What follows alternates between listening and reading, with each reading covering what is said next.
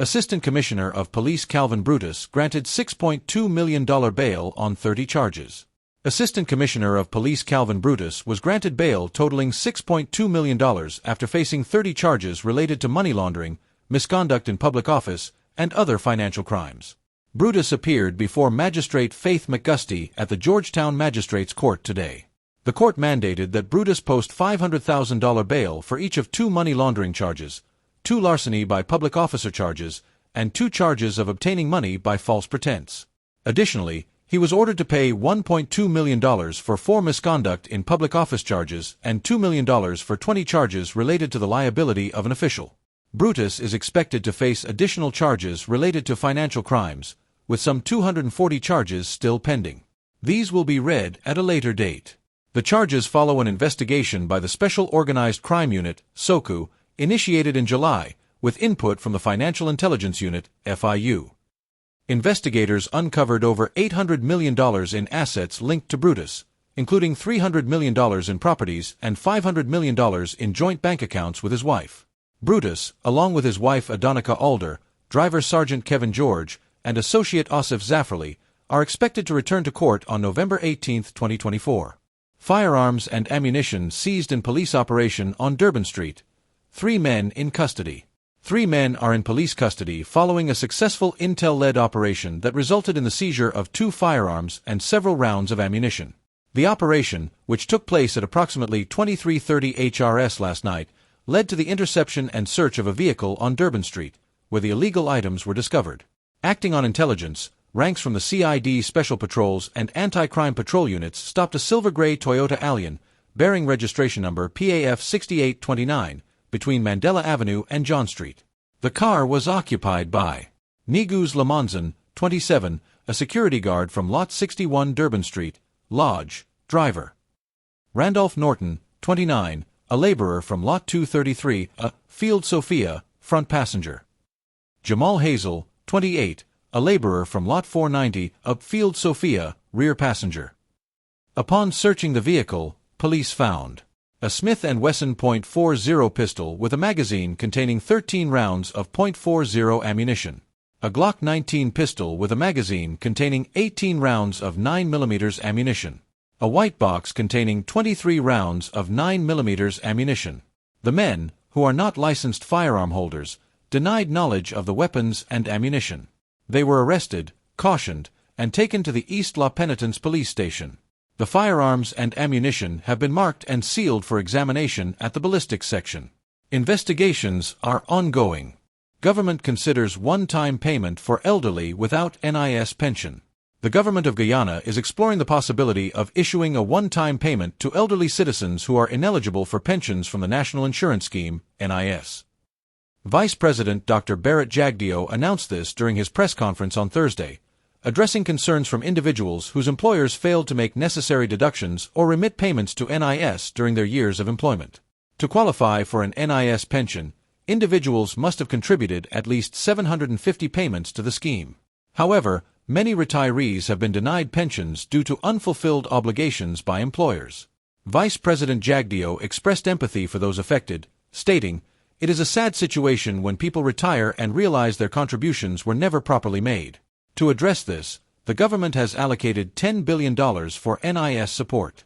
Part of this funding will be used to provide lump sum payments to individuals who are unable to qualify for a pension due to employer negligence. The remainder will be injected into NIS to stabilize the scheme's finances. Though some pensioners have requested increases to their current NIS pensions, Jagdeo noted that the scheme is currently running at a deficit and requires further strengthening before adjustments can be considered. Additionally, the government is increasing the old age pension for citizens aged 65 and over from $36,000 to $41,000, effective in 2025. Government of Guyana developing mobile app for $100,000 cash grant registration. The government of Guyana is in the process of developing a mobile application to streamline registration for the much-anticipated $100,000 one-off cash grant. Vice President Dr. Barrett Jagdeo announced that the Ministry of Finance, along with other agencies, is developing and testing the app. During his weekly press conference, Vice President Jagdeo explained that the app will require compulsory information such as name, address, phone number, passport or ID number, and will include a geolocation feature to verify that applicants are in Guyana. The vice president emphasized that overseas-based Guyanese are eligible for the grant if they have a national ID card or local passport, but must be present in Guyana to receive the funds. The grant will not be paid overseas, Jagdeo clarified. They have to be in Guyana to register and collect their payment. The $100,000 cash grant will be issued via check for residents on the coast, while a separate system will be developed for hinterland regions, where access to banks is limited. To ensure transparency, the Auditor General's office will oversee the process, similar to their role in managing the Because We Care cash grant program. Chinese national changes plea to not guilty in tax evasion case after ordered to pay over $10 million to GRA. Jin-Ming Wu, a Chinese national and owner of Prosperous Hardware Incorporated, has altered his plea to not guilty after initially admitting to charges of tax evasion. The Guyana Revenue Authority, GRA, has ordered Wu to pay over $10 million in tax returns, a figure he disputes. Wu, who resides at Lot 110 Regent Street, Georgetown, is accused of failing to submit individual income tax returns for the years 2022 to 2024. He faces one corporate charge related to his company and 3 individual charges regarding his personal tax obligations. During his initial court appearance before Principal Magistrate Faith McGusty at the Georgetown Magistrates Court, Wu pleaded guilty to all charges. However, during a follow-up hearing on Wednesday, Wu changed his plea to not guilty for the charge pertaining to his company.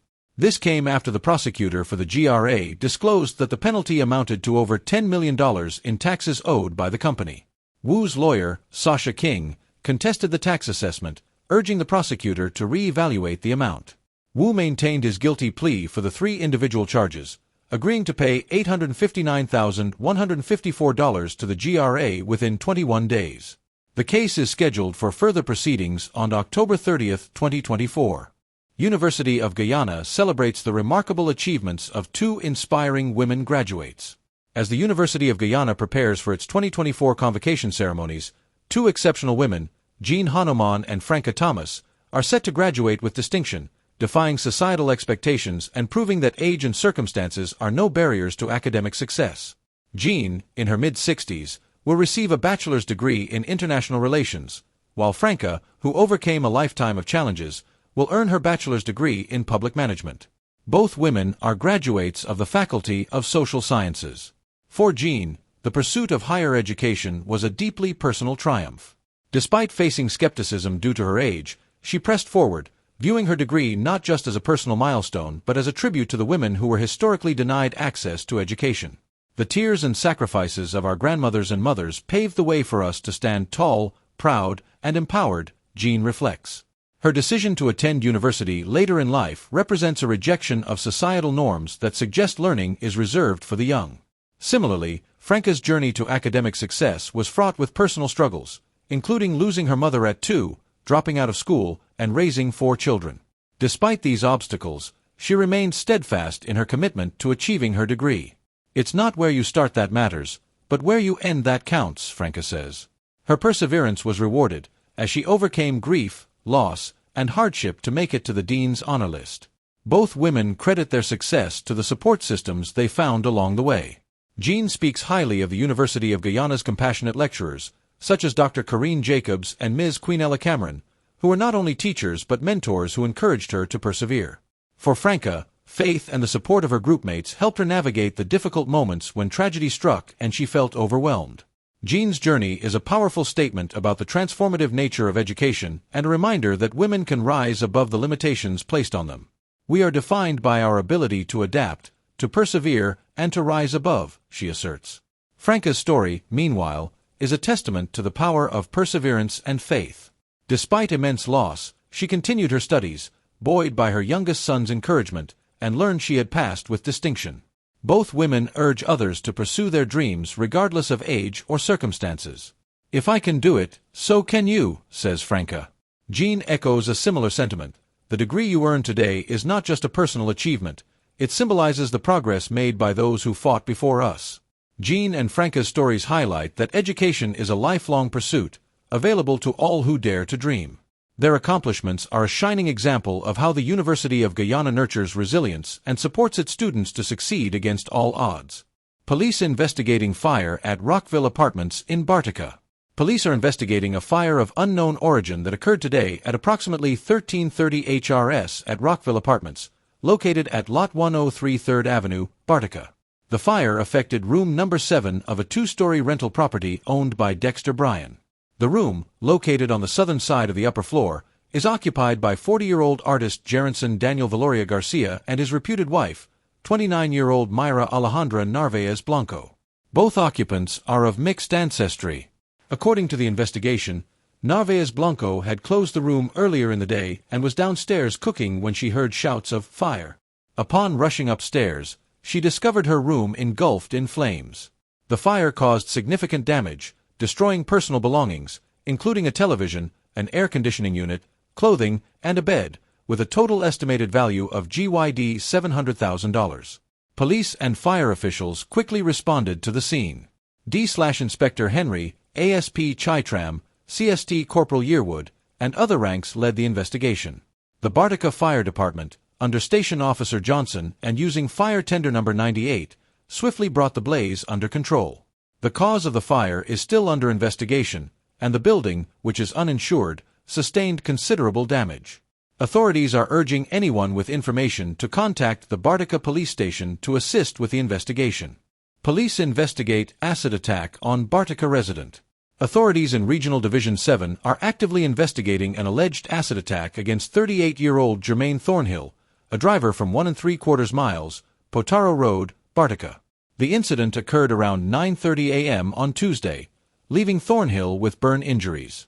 The suspect, identified as Wayne Johnson, is currently being sought by police. Reports indicate that Thornhill was celebrating his birthday at home, in the company of Johnson, family members, and friends, with the group consuming alcoholic beverages. During the gathering, an argument ensued between Thornhill and his wife, at which point Johnson attempted to intervene, despite being asked not to. This led Thornhill to request that Johnson leave the premises.